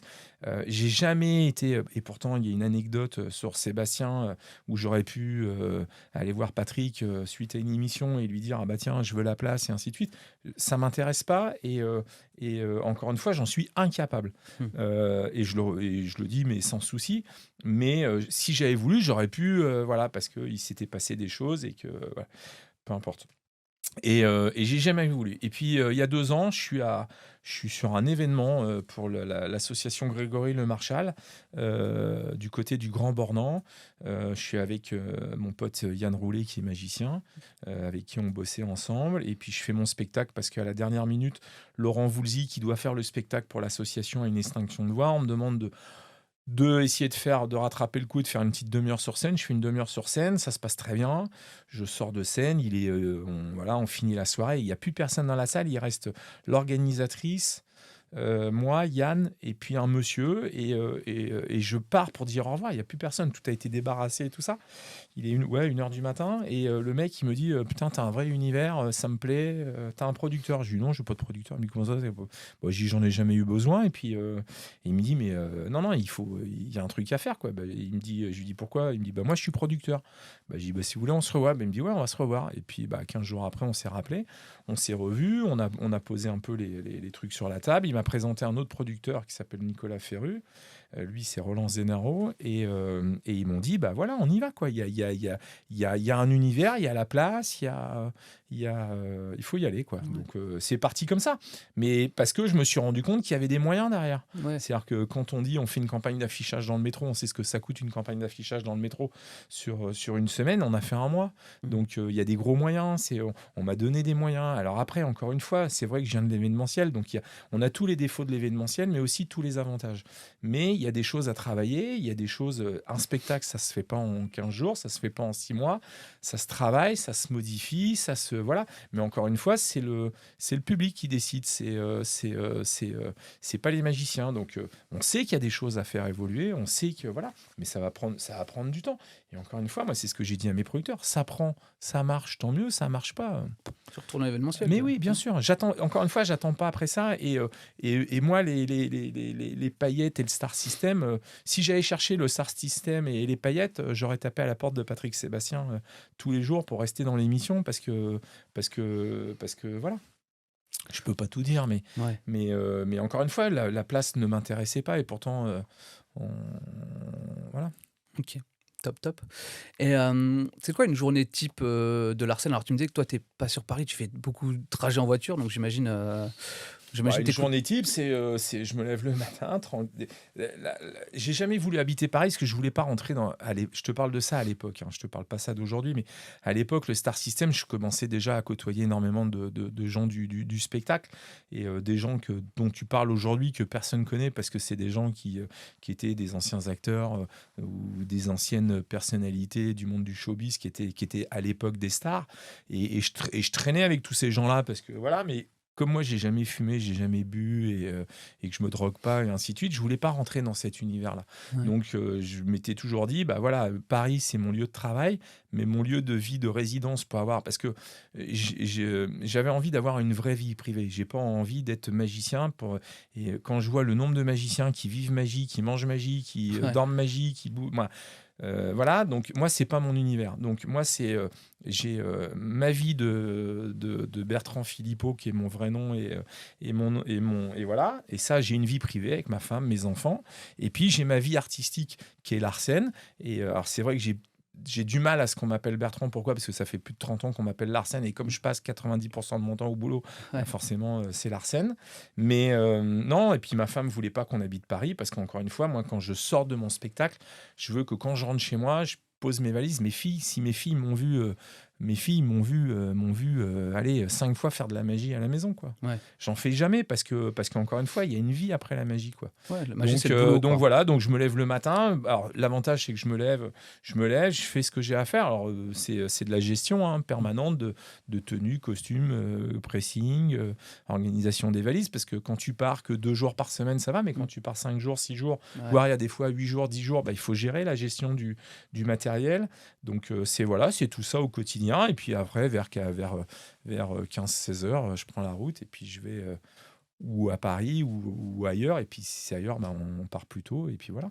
D'accord. Mais c'est Ok. ça la Top. vie. Puis je rentre tous les soirs, je rentre chez moi en Tous les soirs, province. t'es à la maison, le Ouais, ouais, matin, ouais, ouais. ouais. Ok. Ok, top, top. Et donc, on avait discuté une fois, tu m'avais dit que tu avais une maison aux États-Unis aussi. Alors, j'ai Tu, pas une maison, j'habite aux donc États-Unis, tu vis là-bas, donc du mais coup. je vis là-bas, j'ai Mm. acheté là-bas. C'est pas une maison, il faut pas que les mecs s'enflamment. Ouais. Euh, non, non, mais ça c'est pareil, ça s'est fait naturellement. C'est-à-dire que moi, j'ai eu la chance de beaucoup voyager dans ma carrière, et professionnellement et personnellement. Puis tu sais, en fonction de l'âge que tu as, quand tu as 20 piges, tu as envie d'aller aux Antilles, parce que nous, à l'époque, c'était les Antilles, parce que ça faisait rêver tout le monde. Après, c'était le Maroc, après, c'était l'Asie. Après, je suis allé pendant des années à l'île Maurice, parce que j'avais de la famille là-bas. Voilà, et puis tu voyages partout dans le monde entier. Je connaissais très bien les États-Unis, j'y avais été plein de fois. Et puis un jour, j'ai un ami qui me dit, ah bah tiens, viens passer le nouvel an chez moi. Je dis, ouais, mais t'habites où? Il me dit, à Palm Springs. Je dis, je connais pas. Voilà, j'y suis allé, j'ai trouvé ça magnifique, extraordinaire. Mais j'étais à 100 milieux de m'imaginer que j'achèterais aux États-Unis. Et puis aujourd'hui, c'est là où j'y passe énormément de temps. Mais demain, tu me dis, demain, je te dis, peut-être que dans 10 ans, je serai à Tombouctou ou en Australie. J'en sais rien. Comme Donc t'as envie aujourd'hui, d'être. c'est là que ça se passe. Je suis très content d'y être. C'est un pays qui est extraordinaire. Mais c'est seulement quand tu y vis que tu te rends compte de la vraie valeur des gens et de tout ce qu'on veut te faire croire par les médias, mais qui sont fausses, de mon point de vue. Après, on dit qu'on bouffe mal, on dit que les Américains, c'est des cons, on dit que ceci, on dit que cela. Mais allez y vivre. C'est pas Oui. en allant à New York, à Miami, à Los Angeles, à San Francisco. Ouais, et puis aller une semaine et y vivre, c'est pas la même chose. Et Ouais, puis. c'est pas la même chose. Mm. Donc voilà, donc oui, j'y passe 3 mois et demi, 4 mois de l'année là-bas. Parce qu'il faut savoir que dans le milieu de l'événementiel, c'est que dès que c'est les vacances de boulot. Paris, il n'y a plus de boulot. Bah Donc, comme on est calé sur les vacances scolaires, donc toutes les 7 semaines, on a 15 jours de vacances. Donc, je pars systématiquement, ou quasiment systématiquement. Je vais chez moi là-bas. Après, j'ai eu la chance d'y travailler parce que Patrick Bruel a une maison là-bas et que Patrick, ça fait des années que je lui fais pas mal de ses soirées et qu'il a. Sur l'une de ses dernières soirées, c'était la bar mitzvah de son fils, donc il m'a demandé de venir à Los Angeles faire la bar mitzvah de son fils. Chez Roger Federer, qui m'a demandé de faire une soirée pour lui, chez Sylvester Stallone et Indian Wells, juste avant le Covid. Donc je suis allé bosser là-bas. J'ai 2-3 clients qui savent que j'y suis de temps en temps, donc qui ont fait des soirées et qui m'ont demandé d'y aller. Mais après, j'y vais pas pour le boulot et je cherche pas à y travailler. Mm. C'est juste un lieu de repos. Et en plus, je suis pas dans une ville où ça bouge et où il y a du boum boum toute la journée. Non, non, moi je suis dans une petite ville perdue en plein milieu du désert qui s'appelle Palm Springs. Et voilà, et puis quand je vais quasiment toutes les 7 semaines, je vais passer une journée ou deux à Vegas pour aller voir des spectacles parce que j'aime bien aller voir les spectacles là-bas parce que voilà, pour les gens qui font du spectacle, aller à Vegas, Ouais. c'est le temple du spectacle. C'est-à-dire qu'un spectacle fait par, je prends l'exemple de Céline Dion, fait à Paris ou fait à Vegas n'a strictement rien à voir. Là, j'y suis allé, je suis allé visiter la sphère, la fameuse sphère qui a été construite. C'est juste incroyable. Et puis, je suis allé voir un concert là au mois de décembre. Là, j'y retourne là dans 3 semaines. Mais voilà, il faut y aller, ouais. Ouais, top, top, top. Et ça t'a pas traversé l'esprit du coup à un moment de te dire, bah tiens, je m'installe là-bas pour Mais tout le non, temps je vais travailler là-bas. moi, j'ai un business qui marche très bien aujourd'hui ici. Ouais. Repartir à zéro, quoi. Repartir à zéro là-bas, ça veut pas dire que c'est pas faisable. Mm. J'ai 52 ans, donc je vais pas me remettre en question à 52 ans. Mm. C'est comme le spectacle, c'est comme le spectacle que j'ai fait à la Gaîté ou à la Cigale avant-hier. C'est que ça s'est fait naturellement. Je suis très content de le faire parce que c'est une nouvelle expérience. C'est éventuellement aussi un peu de se remettre en danger et de sortir sa zone de confort. Mais en même temps, si tout était facile, ça se serait. Donc il y a des fois, il faut aussi se remettre en question et puis tenter les choses. Ouais. C'est pas, il faut aussi prendre des claques et des claques, t'en prends à 20 ans comme t'en prends à 50 ans. Donc encore une fois, ça marche, ça marche pas. Ouais, Mais au ouais. moins, je l'aurais fait. Et puis tu Tu peux pas te dire, bah non, je vais. n'auras pas de regrets, quoi. Pas de regret. Regret. Et puis c'est bien, ça te remet une petite adrénaline du début, tu sors un peu de ta zone de confort où c'est vrai que quand ça fait des années que tu fais de l'événementiel, finalement, c'est pas que c'est facile, mais tu as l'habitude, quoi. Tu plus de stress, tu plus rien. Ouais, et puis encore une fois, moi, je suis sur scène pas tous les jours, mais presque tous les jours. Donc, t'entends les gens ce qu'ils te disent. Quand les gens sortent de la salle de spectacle ou de l'événement et te disent ce que vous faites, c'est à chier, ou que le client te rappelle pas et que tu fais 20 dates par an, Mm. là, tu te poses des questions, tu te remets en question. Mais quand tu as des mecs qui te disent tous les jours ce que vous faites, c'est top, avec vous, on a rigolé, vous vous prenez pas au sérieux, vous êtes humble, vous êtes voilà, et que vous faites du très bon boulot, bah, t'y vas, quoi. Ouais. Si t'écoutes que les magiciens, bah t'avances pas, Mm. tu fais rien. Non, mais c'est dommage parce qu'on fait l'un des plus beaux métiers du monde. Faire rêver les gens, c'est extraordinaire. Tu vois, j'étais à Rovaniemi encore il y a 15 jours, au village du Père Noël, ça fait la troisième fois que j'y vais. Quand tu arrives là-bas, que tu as cette grande, cette nature qui est extraordinaire, que tu es sous la neige, mais comme tu n'en as jamais vu, avec un mec qui a une barbe et qui parle toutes les langues et qui te reçoit et qui est dans la maison du Père Noël et qui se fait appeler le Père Noël, mais tu qu'une seule envie, c'est d'y croire. Ouais, ouais. Tellement c'est magique. Bah, la magie, c'est pareil. On fait un métier qui est extraordinaire, qui fait rêver les gens. Tu peux faire rêver des chefs d'État, des stars planétaires, des agriculteurs. Tu voyages. Tous les jours, on t'invite dans des soirées faramineuses. On te loge dans les plus beaux hôtels. Tu manges ce qu'il y a de mieux. Tu gagnes très bien ta vie parce qu'il faut pas se le voiler. Ceux qui bossent, ils gagnent très bien leur vie, tu vois. Et il Ouais. n'y a pas de honte à le dire. Mhm. Mais à un moment, putain, tirons-nous vers le haut. Arrêtons de nous tirer vers le bas. Arrêtons cette compétition qu'il y a entre les uns et les autres parce que toi tu fais une meilleure levée double que l'autre, ou que toi tu fais un meilleur boomerang que l'autre, ou parce que toi tu fais le journal déchiré de telle façon. À un moment, arrêtons, quoi. Tirons-nous vers le haut. Et est-ce que tu penses que cette mentalité, parce que c'est quand même très français, est-ce que tu penses que c'est pas dû aussi au statut Moi, j'ai beaucoup Non, réfléchi mais à ça. c'est français, oui, mais à un moment, il faut arrêter de tout mettre sur le français, quoi. C'est-à-dire, oui, c'est sur le français, mais regarde dans toutes les autres professions quand tu vas sur les galas. Alors oui, ça se tire un peu, il y a toujours un peu de rivalité, c'est normal. À partir du moment où tu es jalousé parce que tu travailles plus que ton voisin, Mhm. on va te jalouser, donc on va te tirer dans les pattes. Ça, c'est une évidence. Mais il y a des professions artistiques où on n'est pas en train de se déglinguer les uns et les autres, quoi. Non, mais ce que je voulais dire, c'est justement le statut. Est-ce que le statut d'intermittent fait pas aussi ça? Parce que les mecs, finalement, ils ont besoin de 43 cachets, ils n'ont pas Ah, vraiment besoin de ils se plus. contentent du minimum. Ils se contentent du minimum. Ouais. Et est-ce que, tu vois, c'est pas si. Parce que si demain, tu enlèves ce statut et tu dis, bah voilà, maintenant tu montes une boîte, et puis, bah, si tu veux remplir le frigo, faut bosser.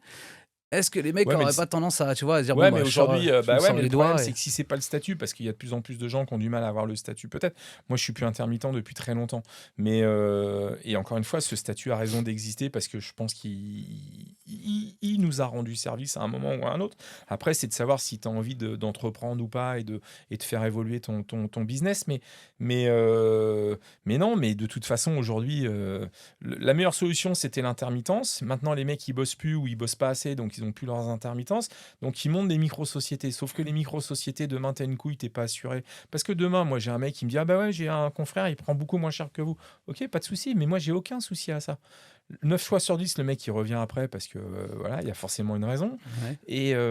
Et deux, quand tu bosses sur un gala, t'es assuré, t'as une responsabilité civile. C'est-à-dire, demain, tu montes sur scène, tu fais tomber une enceinte sur un gamin qui passe devant, t'arrives à une table, je sais pas, pour une raison XY, tu renverses une bouteille de vin rouge, ou tu prends la veste d'un client, tu fais la cigarette dans la veste, tu lui crames sa veste. T'es assuré pour ça?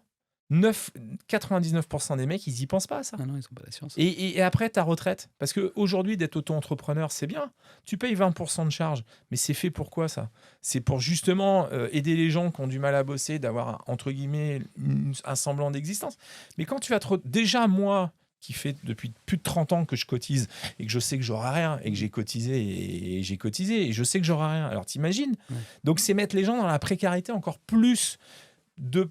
Alors oui, c'est bien l'auto-entreprise, c'est un bon démarrage, mais à un moment, il faut arriver à passer au-dessus.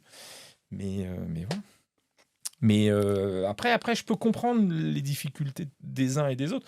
Pour moi, c'est facile, ça fait déjà 30 fait ans, ma déjà- carrière, elle est à C'était machin. là avant. Ouais. Mais réfléchissez à tout ça, c'est-à-dire que réfléchissez que voilà, que l'auto-entreprise, c'est bien. sur un démarrage, mais que c'est pas une fin en soi. Parce qu'encore une fois, tu payes tes cotisations en fonction de ce que de ce que tu gagnes, mais ça te donne pas tous les avantages qu'est une société. Alors oui, c'est compliqué d'avoir une société, mais rien n'est facile. J'ai jamais dit que c'était facile, hein, mais Ouais, et puis après, bah, rien ne t'empêche d'évoluer dans le statut, dire, moi, je commence par une autre entreprise pour tester le ouais, marché bien parce que sûr. c'est facile, passer intermittent après parce que je tourne autour de 43 cachets, et puis après, le but, bah, passer après sur une société parce que intermittent, on va pas se mentir, tu fais pas 250 dates par an en intermittent, il n'y a aucun sens. Non, bah, ça a aucun sens. Après, au début, bah, c'était comme ça parce que forcément, c'est une zone de confort. Tu fais Mm. tes, tu... Et puis, encore une fois, tout dépend des clients que tu as. Moi, je sais que j'ai 90% de mes clients, je les ai en direct. Mm. Tu peux pas aller voir monsieur LVMH en lui disant, monsieur, il faut me faire une déclaration pour être intermittent. Le mec, il Ouais. te rigole au nez. Bah, tu Donc, passes par une boîte de prod, mais c'est vrai que tout le non, monde mais passe tu par les passes par une boîtes, boîte mais. de prod, mais Mm. à un moment, Mm. quand tu as face à toi, c'est pas un bon exemple Mm. LVMH, mais Mm. quand tu bosses avec des entreprises, des chefs d'entreprise et ainsi de suite, quand tu arrives et que tu leur dis, encore une fois, moi j'ai la chance. Et je dis j'ai la chance parce que c'est ma carrière qui a fait que j'en suis arrivé à ce niveau-là et que j'ai eu la chance de pouvoir monter ma société. Mais c'est vrai que quand tu vas voir un client et que le client te dit comment ça se passe, tu dis je vous envoie une facture et que le mec il y a un numéro de licence et que Mm. mec c'est cadré, c'est bordé, c'est clean. Oui, tu passes par des agences aujourd'hui, mais c'est toujours pareil, vous allez envoyer un chèque là, ceci. Mais encore une fois, il faut y aller progressivement, il faut voilà. Mhm. Mais tu peux pas demander la même chose. C'est comme un magicien. Tu peux pas demander à un magicien qui fait de la magie depuis 3 ans, même si c'est un virtuose, d'avoir l'expérience d'un mec qui en a depuis 30 ans. Ouais, c'est sûr. Quoi qu'il se passe, Ouais. même si le mec il est 100 fois plus fort techniquement, tu peux pas lui demander d'avoir l'expérience d'un mec qui a 30 ans de métier ou 40 ans ou 20 ans ou 15 ans de métier. Et c'est ce qui fait la différence sur les événements parce que on va jouer sur des événements où tu as de la musique qui est assez forte, tu as le serveur qui vient avec les petits fours, tu as Hmm. plein de trucs, et en fait c'est le métier qui va faire la différence, c'est pas la technique, c'est pas la qualité de ta Mais levée non, double, c'est mais pas non. c'est ta qualité d'entertainer. Les gens, ce qu'ils veulent aujourd'hui, c'est passer un bon moment. Quand tu vas les voir à une table ou en cocktail, les gens, ils sortent du boulot, la plupart du temps, ils sont en réunion de travail, ainsi de suite, en convention, en séminaire, en ce que tu veux. Les gens, si tu es là pour leur prendre le boulard, les mecs, eux, ce qu'ils veulent, c'est passer un bon moment. C'est que tu les fasses rire, tu les impressionnes parce que forcément, tu es magicien, donc voilà. Mais voilà, c'est ça le truc, c'est leur faire passer un bon moment. Les gens, ils rentrent chez eux, ils allument la télé, ils ont la guerre, les grèves, le pouvoir d'achat, leurs femmes ou leurs mecs qui les font chier. Donc voilà, donc à un moment, ils veulent s'amuser, ils veulent passer un bon moment.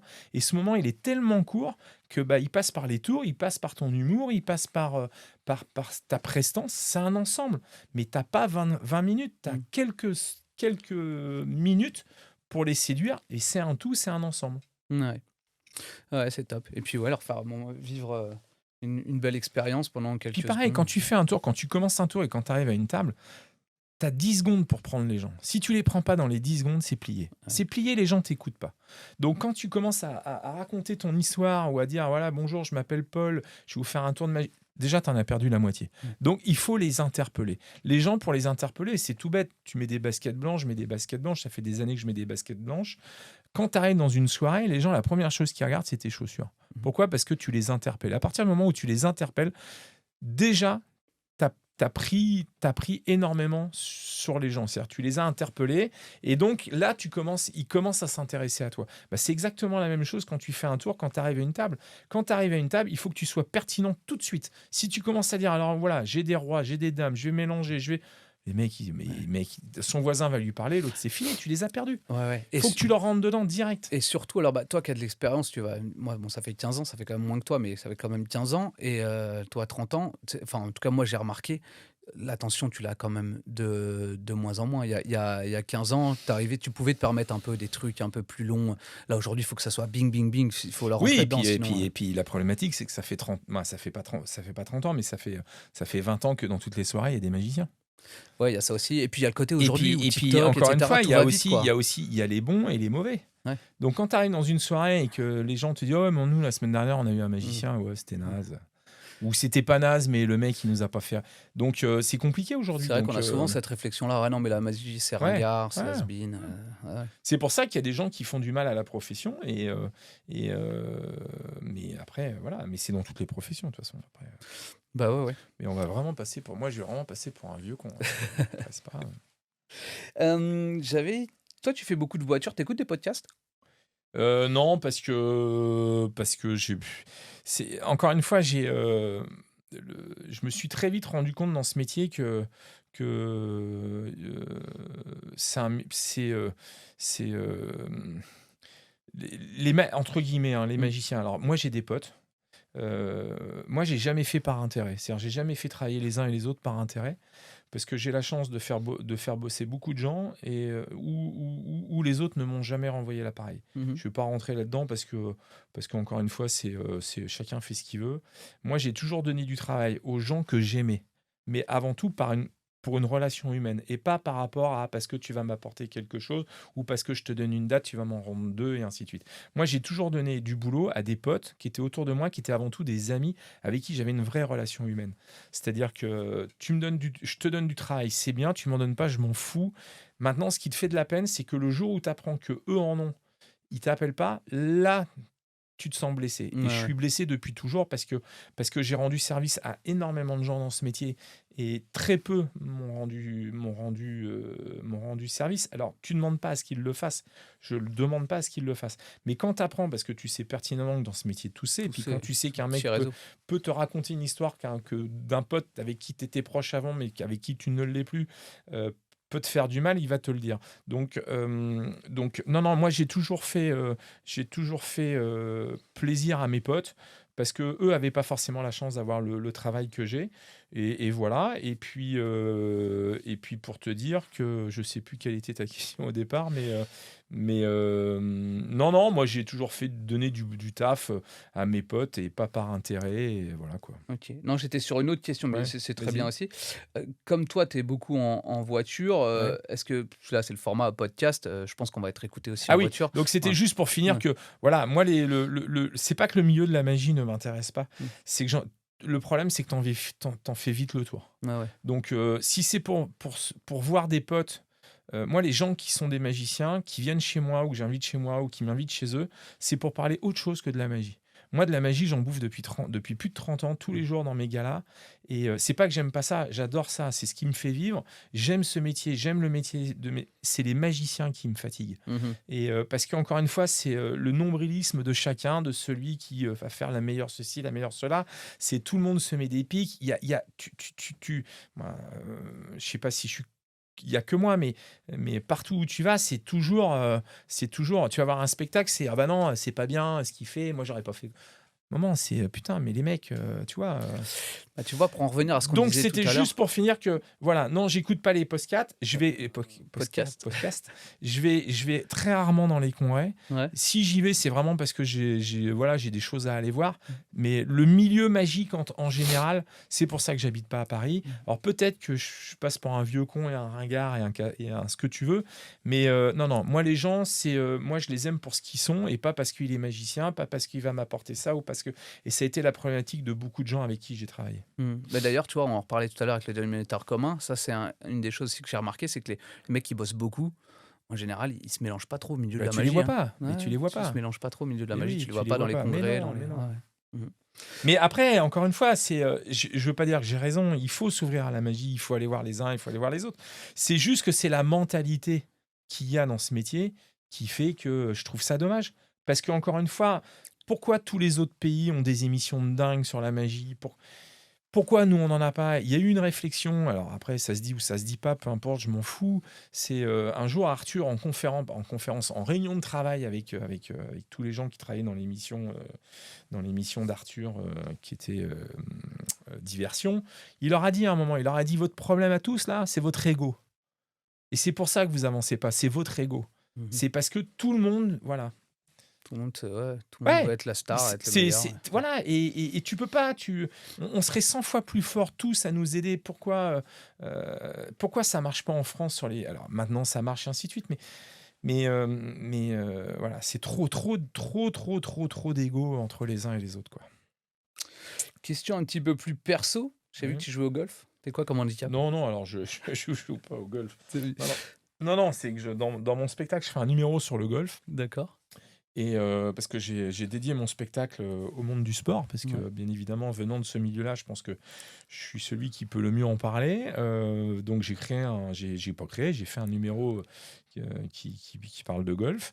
Et après, je joue, parce que là où j'habite aux États-Unis, c'est le paradis du golf, parce qu'il y a 160 golfs Ouais. dans la ville où je suis. Donc forcément, ça joue au golf matin, midi et soir, même la nuit. Donc non, je joue pas au golf, je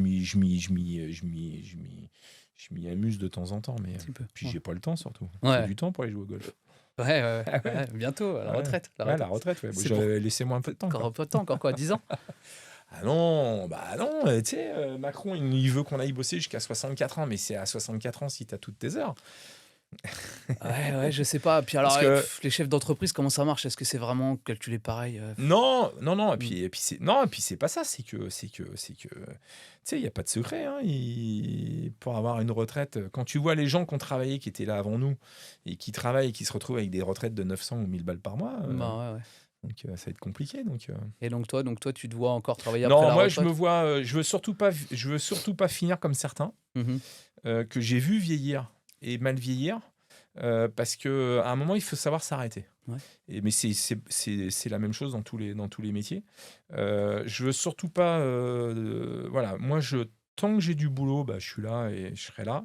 Le jour où je sentirai que, pas que les gens me veulent plus, parce que tu as toujours des gens qui te voudront Ouais. sur des soirées, Sans que ça mais à un décline un moment, peu? faut savoir s'arrêter. Ouais. Il Ouais. faut savoir s'arrêter au bon moment.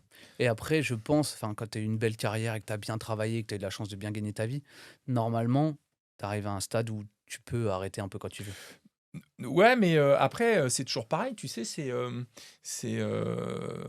ouais, après, oui, oui, je suis d'accord avec toi. Ouais. Après, si tu as bien investi, si tu as fait un Mmh, peu ce qu'il fallait, mmh. normalement, voilà. OK, top, top, top. Bah, on parle un peu de ton actualité. On peut te retrouver, où est-ce qu'on peut te retrouver? Bah, on pouvait me retrouver puisque ça y est, c'est Ça y est, fait. fini? Non, non, c'est fait, on a joué à la Cigale, bah, je dis «on» parce que je dis toujours que moi, je suis sur scène, mais il y a une équipe surtout. Ouais, Donc on a fait 2 séances dimanche après-midi à la Cigale. Voilà, après aujourd'hui, donc là, c'était tu sais, on y va par palier, donc on a joué, tu sais, mes producteurs, la première fois, ils m'ont dit: «Où est-ce que tu veux jouer?» Je leur ai dit: «Bah, je vais jouer là où vous voulez que j'aille jouer». J'ai pas d'exigence et voilà, moi, j'y connais rien dans ce milieu-là, en tout cas du théâtre. Ils m'ont dit: «Mais est-ce que tu as un théâtre qui te ferait plaisir?» J'ai dit: «Bah, moi, j'avais été voir une fois une pièce de théâtre, c'était à la Gaîté-Montparnasse, j'avais trouvé ce théâtre magnifique. Maintenant, vous me faites jouer au théâtre de 10 heures, je vais jouer au théâtre de 10 heures, vous me faites jouer, n'importe où, mais j'irai». Et puis, bah, ils m'ont dit: «Bah non, mais tu vas aller jouer à la Gaîté», donc on a été jouer à la Gaîté. Après, ils m'ont dit: «Tu vas aller jouer, on va aller jouer à la Cigale». J'ai dit: «Bah, la Cigale, c'est gros la Cigale mmh, quand même». Puis 2 représentations dans la journée, il faut, ouais, tu bah, vois, oui. il faut. Puis moi, je suis pas à la télé tous les soirs où on peut dire: «Ah bah tiens, on va aller le voir», ainsi de suite. Donc c'est Ouais. des vrais challenges. Même si je bosse beaucoup et même si voilà, il faut, c'est une autre dimension. Donc, bah, voilà, on a rempli cette mission de jouer à la Cigale. Maintenant, on a commencé à faire des dates en province qu'on va continuer. On va se reposer parce qu'on veut vraiment accentuer le spectacle sur le sport. Donc, on va repartir un peu en écriture, arranger des choses et puis revoir un certain nombre de choses. Ce qu'on sait, c'est qu'on revient à Paris dans le deuxième semestre 2024, donc après D'accord. la rentrée. On va rejouer à Paris. On a déjà des idées de salles et ainsi de suite, parce que j'ai eu mes producteurs ce matin pendant 1 heure.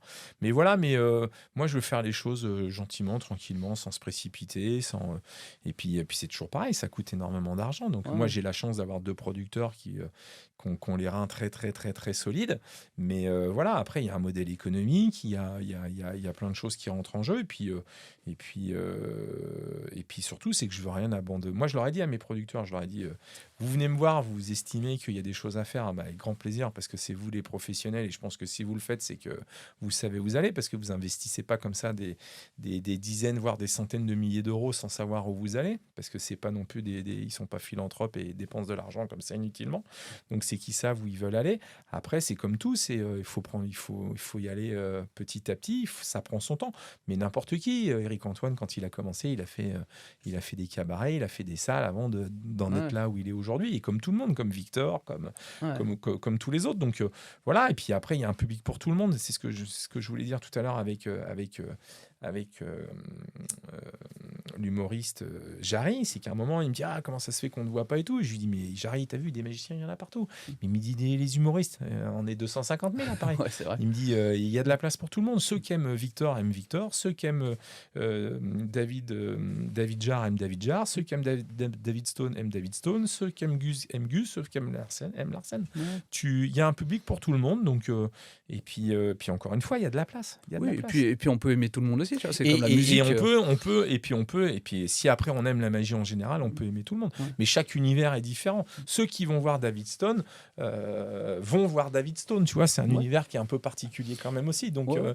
mais après, c'est un autre univers. Moi, j'adore l'univers dans lequel il est. C'est audacieux, c'est pertinent, c'est tout, quoi. C'est écrit, pour moi, c'est un vrai univers, ouais. Mhm. Comme Victor. Moi, je le dis à tout le monde, Victor, Ouais. pour moi, c'est ce qui se fait de mieux. Ouais.